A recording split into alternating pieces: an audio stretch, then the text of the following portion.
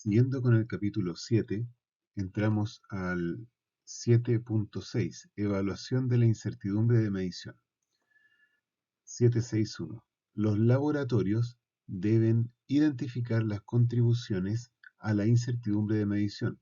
Cuando se evalúa la incertidumbre de medición, se deben tener en cuenta todas las contribuciones que son significativas, incluidas aquellas que surgen del muestreo, utilizando los métodos apropiados de análisis. 762. Un laboratorio que realiza calibraciones, incluidas las de sus propios equipos, debe evaluar la incertidumbre de medición para todas las calibraciones. Bueno, hay todo un curso para hacer la correcta evaluación de la incertidumbre de medición. Acá lo que nos piden es que se identifiquen todas las contribuciones y, por supuesto, se evalúe la magnitud de su contribución y esto se incorpore a la medición final que se hace de algún análisis. Por ejemplo, tiene una desviación o tiene una posible desviación de más o menos 0,5, dependiendo de la magnitud en la cual estamos midiendo, ¿cierto?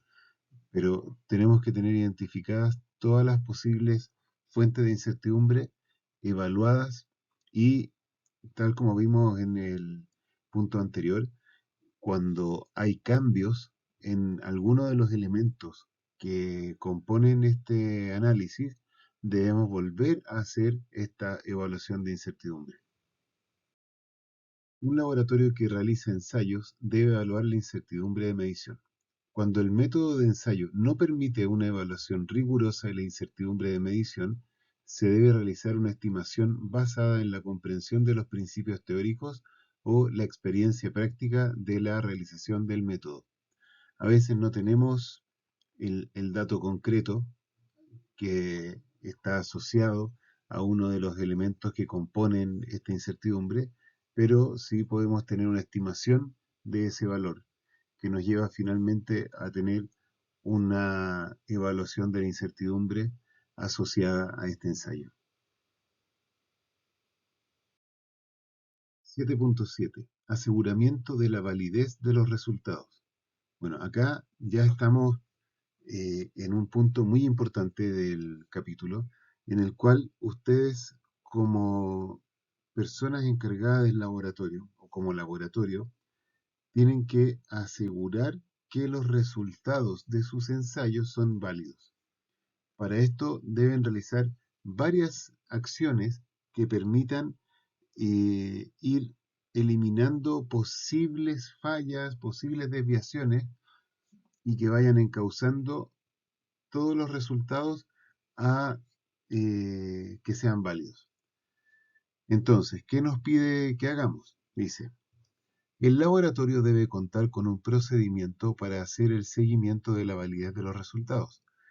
O sea, ya nos pide que tengamos un procedimiento. Así que aquí hay una tarea, busquen el procedimiento y vean si tiene todos los elementos que están listados más abajo. Los datos resultantes se deben registrar de manera que las tendencias sean detectables y cuando sea posible, se deben aplicar técnicas estadísticas para la revisión de los resultados. Este seguimiento se debe planificar y revisar y debe incluir, cuando sea apropiado, pero sin limitarse a uso de materiales de referencia o materiales de control de calidad. Acá puede ser utilizada una muestra de referencia que realiza el propio laboratorio. Lo importante es que sea un dato, un resultado conocido. Uso de instrumentos alternativos que han sido calibrados para obtener resultados trazables. Comprobaciones funcionales de equipamiento de ensayo y de medición.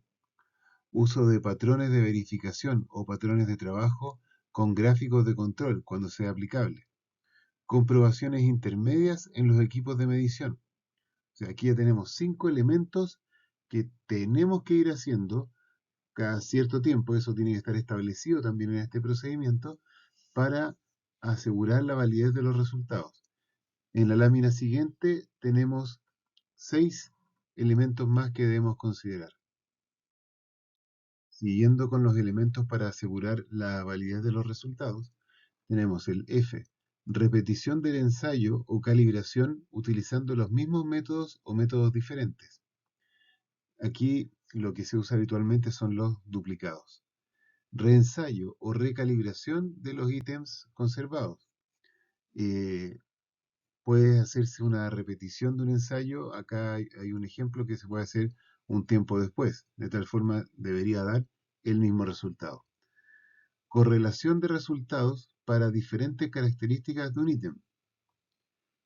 Revisión de los resultados informados. En los informes se deben dejar constancia que se revisaron. Este requisito no se debe confundir con la supervisión de registros. O sea, tenemos que revisar que los resultados estén dentro de lo esperado. Comparaciones intralaboratorio. O sea, se hacen comparaciones dentro del laboratorio, que puede ser hecho en el mismo ciclo por diferentes personas que hagan la misma muestra, por ejemplo. Y ensayos de muestras ciegas. Aquí un ejemplo para una nota para el punto G y el punto K se pueden realizar juntos tomando una muestra ya analizada con anterioridad, se le elimina la identificación inicial y se realiza nuevamente. Debería dar el mismo resultado anterior, ¿cierto? Entonces, como nota final, el laboratorio debe demostrar el seguimiento de la validez de los resultados aplicando todos los elementos indicados en este requisito y otros que el laboratorio decida aplicar, salvo que se demuestre que alguno no aplica. O sea, se recomienda aplicar todo. En algunos casos puede ser que unos sean más importantes que otros, pero eh, utilizando todos estos elementos, ustedes están dando mayor o están asegurando de mejor forma la validez de los resultados. 772. El laboratorio debe hacer seguimiento de su desempeño mediante comparaciones con los resultados de otros laboratorios, cuando estén disponibles y sean apropiados.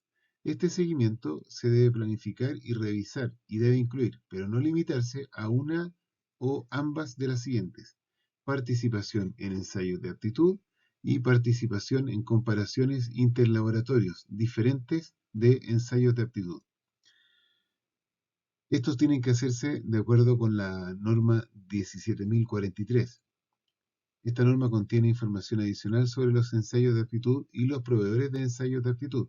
Se consideran competentes los proveedores de ensayos de aptitud que cumplen con los requisitos de esta norma.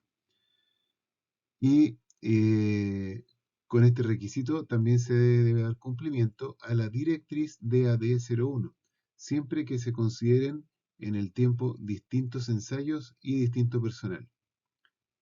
Para laboratorios de ensayo, la incertidumbre que se informa para la participación de ensayos de aptitud debe ser la misma que se ha estimado para el método de ensayo.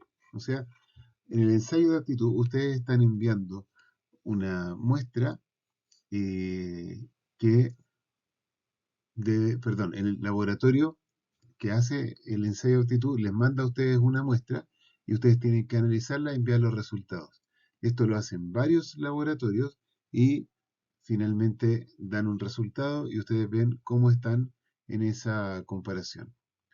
Eh, También se hacen ensayos en comparaciones interlaboratorios que no son ensayos de aptitud. A veces un laboratorio lanza un ensayo para compararlo con otros porque quieren probar un método nuevo o alguna situación en la cual ustedes pueden participar para verificar que están haciendo los ensayos de manera tal que los resultados son válidos. 773. Los datos de las actividades de seguimiento se deben analizar, utilizar para controlar y, cuando sea aplicable, mejorar las actividades de laboratorio. Si se detecta que los resultados de los análisis de datos de las actividades de seguimiento están fuera de los criterios predefinidos, se deben tomar las acciones apropiadas para evitar que se informen resultados incorrectos. Bueno, ustedes deben utilizar los resultados que les entrega el laboratorio que está haciendo este ensayo de aptitud o el laboratorio que está haciendo la intercomparación para hacer las mejoras correspondientes en sus procesos internos. Vamos al capítulo 7.8, informe de resultados. Es uno de los capítulos, si no el capítulo más largo de la norma. 7.8.1, generalidades. Los resultados se deben revisar y autorizar antes de su liberación. O sea, no es que lo hace el analista, lo firma y se entregan. Se deben revisar por una persona y deben ser autorizados por esta persona que revisa u otra persona antes de ser liberados. Esto debe quedar firmado y debe ser dentro de todos los estándares que se definieron dentro del laboratorio. Los resultados se deben suministrar de manera exacta, clara, inequívoca y objetiva, usualmente en un informe, por ejemplo, un informe de ensayo o un certificado de calibración o informe de muestreo, y deben incluir toda la información acordada con el cliente y la necesaria para la interpretación de los resultados y toda la información exigida en el método utilizado. Todos los informes emitidos deben conservarse como registros técnicos. O sea, toda la información que estamos entregando en el informe debe cumplir con esta primera exigencia. En el caso de un acuerdo con el cliente, los resultados se pueden informar de una manera simplificada. Cualquier información enumerada en los apartados 782 a 787 que no se informe al cliente debe estar disponible fácilmente. O sea, el cliente puede requerir que le entreguen un informe previo, un borrador, ¿ok? Se entrega eso de acuerdo a lo que pide el cliente, pero se recomienda de manera simple hacer el informe completo de todas formas, para que quede disponible si se quiere consultar con más detalle. Requisitos comunes para los informes, tanto sea de ensayo, de calibración o de muestreos. Cada informe debe incluir al menos la siguiente información, a menos que el laboratorio tenga razones válidas para no hacerlo, minimizando así cualquier posibilidad de interpretación equivocadas o de uso incorrecto. A. Un título, por ejemplo, informe de ensayo, certificado de calibración o informe de muestreo. B. El nombre y la dirección del laboratorio. Se debe considerar como dirección del laboratorio el lugar donde se realizan los ensayos. No se aceptarán en los informes otras direcciones de sedes o direcciones de la casa matriz. Esto aplica para laboratorios que tienen más de una sede o una casa matriz y varias sedes. Entonces debe indicarse el lugar donde está la sede que realizó el ensayo. El lugar en que se realizan las actividades del laboratorio, incluso cuando se realizan las instalaciones del cliente o en sitios alejados de las instalaciones permanentes del laboratorio o en instalaciones temporales o móviles asociadas. Esto aplica mayormente para informes de muestreo o de calibración. Una identificación única de que todos sus componentes se reconocen como una parte de un informe completo y una clara identificación del final. A veces los informes tienen más de una página y tienen que asegurarse que la segunda página no se confunde con la segunda página de otro informe. Por ejemplo, si un cliente solicita 3 ensayos y ustedes le mandan 3 informes que tienen una página uno, 3 páginas otro, 2 páginas otro, y él los imprime, tiene que estar seguro de cómo armar estos informes y no confundirse con la hoja 2 de uno o la hoja 2 del otro. Para esto podría ser, por ejemplo, tener un correlativo, un número de serie único para cada uno de los informes y ponerlo en todas las páginas, indicando página 1 de 1, o página 1 de 3, página 2 de 3, página 3 de 3. Eso ayuda a que sea un único documento y que no se pueda confundir una parte de este documento con otra parte. Y al final poner fin del documento o fin del informe para asegurar que no hay otra hoja adicional. La letra E pide el nombre y la información de contacto del cliente. La F, la identificación del método utilizado. La G, una descripción, una identificación inequívoca y cuando sea necesario, la condición del ítem. H, la fecha de recuperación de los ítems de calibración ensayo y la fecha del muestreo, cuando esto sea crítico para la validez y aplicación de los resultados. I, las fechas de ejecución de la actividad del laboratorio. J, la fecha de emisión del informe. K, la referencia al plan y método de muestreo usados por el laboratorio u otros organismos, cuando sean pertinentes para la validez o aplicación de los resultados. Bueno, hay veces para el punto I que la ejecución de la actividad tiene más de un día, por lo tanto se debe indicar la fecha de inicio y la fecha de término de esta actividad.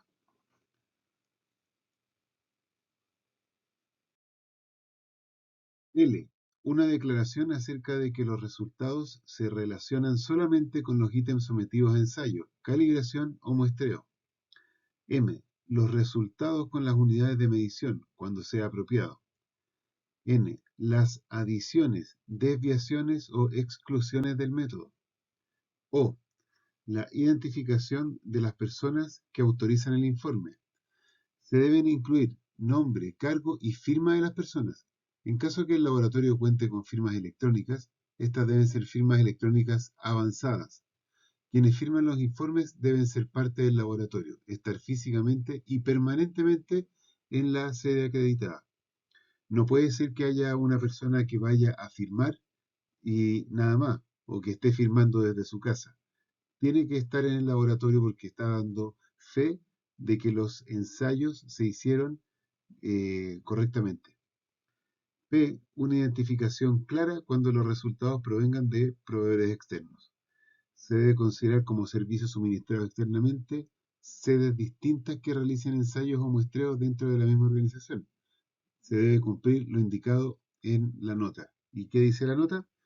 La inclusión de una declaración que especifique que sin la aprobación del laboratorio no se debe reproducir el informe, excepto cuando se reproduce en su totalidad. Puede proporcionar seguridad de que partes de un informe no se sacan de contexto. Esto es importante para ustedes para tener la tranquilidad que su informe no se está mal utilizando.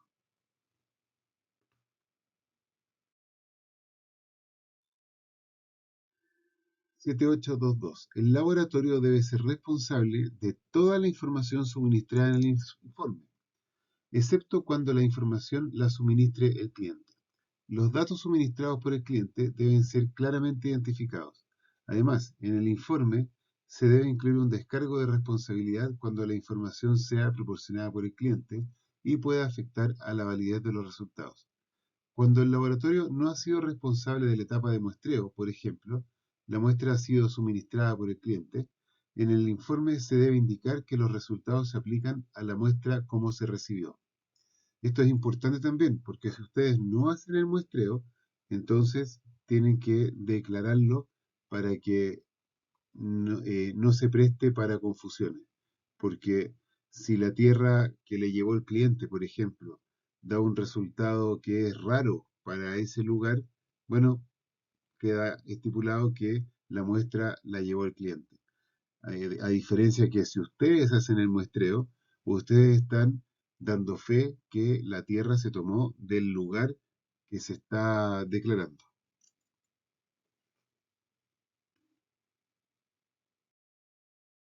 Bueno, acá hay requisitos que son específicos para informes de ensayo. Además de los requisitos del apartado anterior, los informes de ensayo deben incluir lo siguiente: cuando sea necesario para la interpretación de los resultados del ensayo. Información sobre las condiciones específicas del ensayo, tales como condiciones ambientales. Cuando sea pertinente, una declaración de conformidad con los requisitos o especificaciones.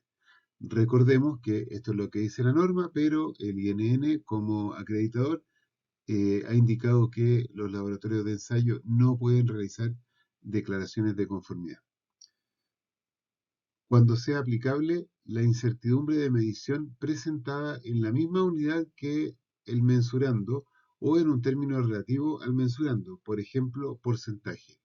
Cuando sea pertinente a la validez o aplicación de los resultados de ensayo, una instrucción del cliente que lo requiera o la incertidumbre de medición afecte la conformidad con un límite de especificación. Es importante entregar la mayor información posible para que el cliente tenga esta información y pueda tomar decisiones en función de los resultados que ustedes le están entregando. Continuando con los requisitos para los informes de ensayo, cuando sea apropiado, opiniones e interpretaciones. Aquí lo mismo, recuerden que las opiniones, las interpretaciones no deben inducir a confusión, mal uso o confundirse con declaraciones de conformidad. Información adicional que pueda ser requerida por métodos específicos, autoridades, clientes o grupos de clientes. Esta información adicional van a saber ustedes muy claro cuál es, porque sus clientes se la van a pedir, porque alguna autoridad la necesita para una exportación, para una venta o alguna condición en particular. Cuando el laboratorio es responsable de la actividad de muestreo, los informes de ensayo deben cumplir con los requisitos enumerados en el apartado 785, que lo vamos a ver más adelante, cuando sea necesario para la interpretación de los resultados del ensayo.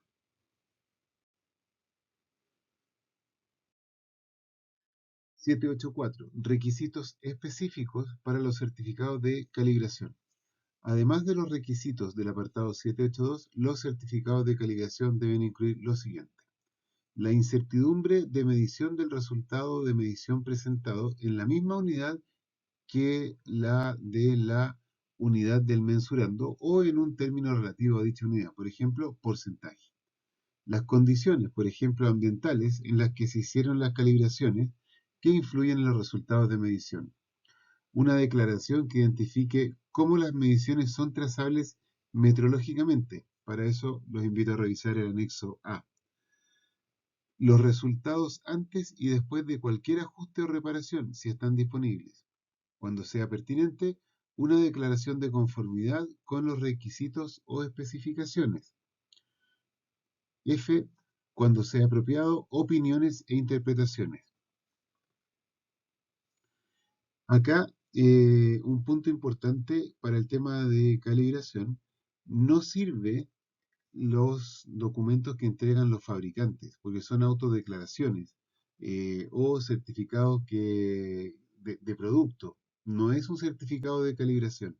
El certificado de calibración es entregado por un organismo o un laboratorio de calibración, distinto del fabricante.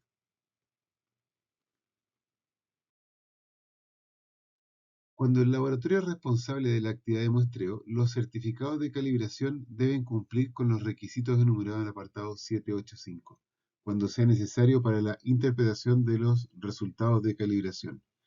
Acá el INN indica que no se realiza muestreo para calibración, entonces debe calibrarse todo. 7843. Un certificado o etiqueta de calibración no debe contener recomendaciones sobre el intervalo de calibración, excepto cuando así se haya acordado con el cliente. Acá un comentario. Cuando se calibra un equipo, es importante que el cliente indique el uso de este equipo para que la calibración se haga en los rangos de uso.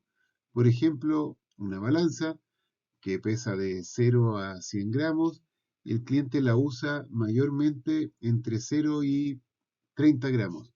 Entonces debería hacerse más puntos de calibración en los rangos de uso, o sea, entre 0 y 20, y también debe calibrarse en los rangos superiores, pero debe hacerse una mayor, con mayor frecuencia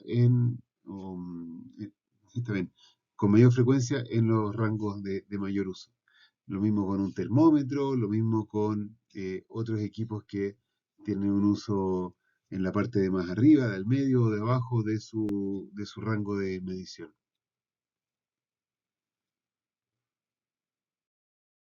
785. Información de muestreo.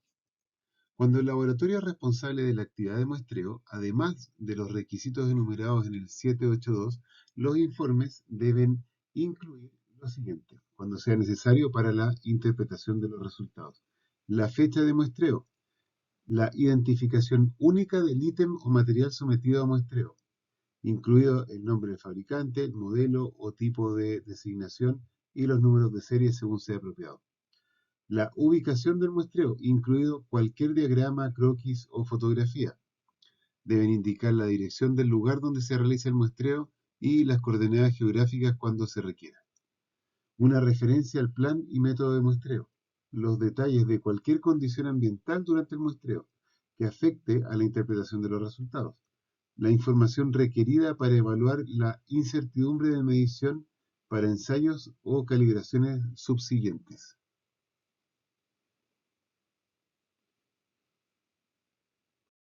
Información sobre declaraciones de conformidad. Nuevamente, y suena un poco majadero, pero el acreditador indica que los laboratorios de ensayo no deben hacer declaraciones de conformidad, ¿cierto? Sí aplica para los informes de calibración. Cuando se proporciona una declaración de conformidad con una especificación o norma, el laboratorio debe documentar la regla de decisión aplicada, teniendo en cuenta el nivel de riesgo, tales como una aceptación o rechazo incorrectos y los supuestos estadísticos, asociado con la regla de decisión empleada y aplicar dicha regla. El laboratorio debe informar sobre la declaración de conformidad de manera que identifique claramente a qué resultados se aplica la declaración de conformidad, qué especificaciones, normas o partes de esta se cumplen o no, la regla de decisión aplicada, a menos que sea inherente a la especificación o norma solicitada. Bueno, la declaración de conformidad tiene que ver con si el resultado obtenido del ensayo cumple o no cumple con alguna norma, está dentro o fuera de parámetro, se aprueba o se rechaza, eh, y en general la idea es que ustedes como laboratorio solamente entreguen un resultado y que sea el cliente quien tome la decisión finalmente de si es conforme o no. Pero en el caso de tener que hacer una declaración de conformidad, que repito, el SNA dice que no corresponde, pero la vamos a analizar igual, deben asegurarse que tomaron muy bien las mediciones, que tienen muy claro cuáles son los rangos de aceptación y hacer esta declaración de conformidad muy apegado al parámetro que están analizando.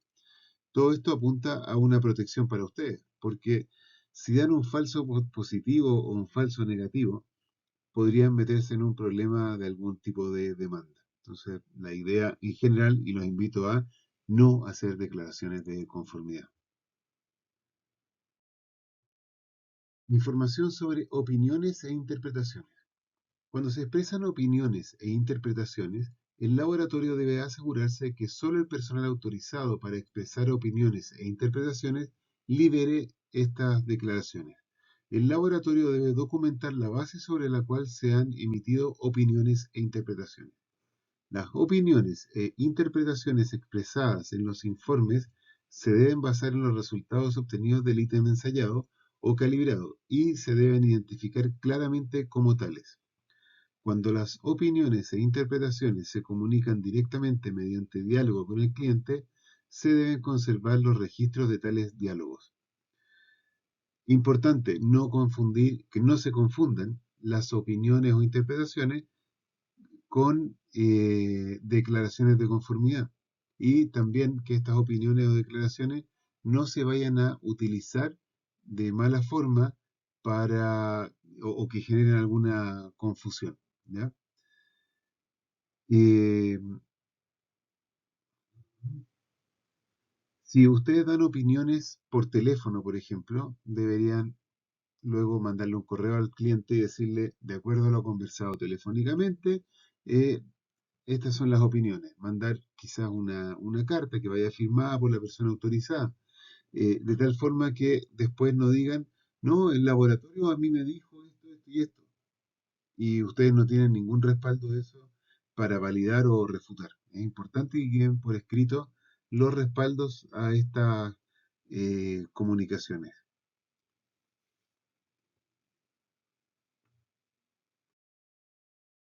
Finalmente, en el 7.8, informe de resultados, está el 7.8.8 que tiene que ver con las modificaciones a los informes.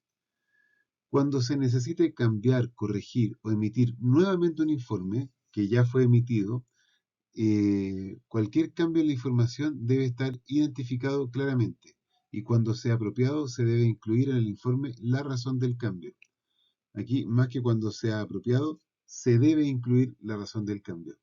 O sea, hacen una versión nueva, puede ser con un correlativo nuevo o con una, no sé, el número de serie, guión 4, y debe indicarse cuál fue el motivo de esta nueva emisión. Las modificaciones a un informe después de su emisión se deben realizar solamente en la forma de otro documento o de una transferencia de datos que incluya la declaración modificación al informe número de serie tanto o una forma equivalente de redacción.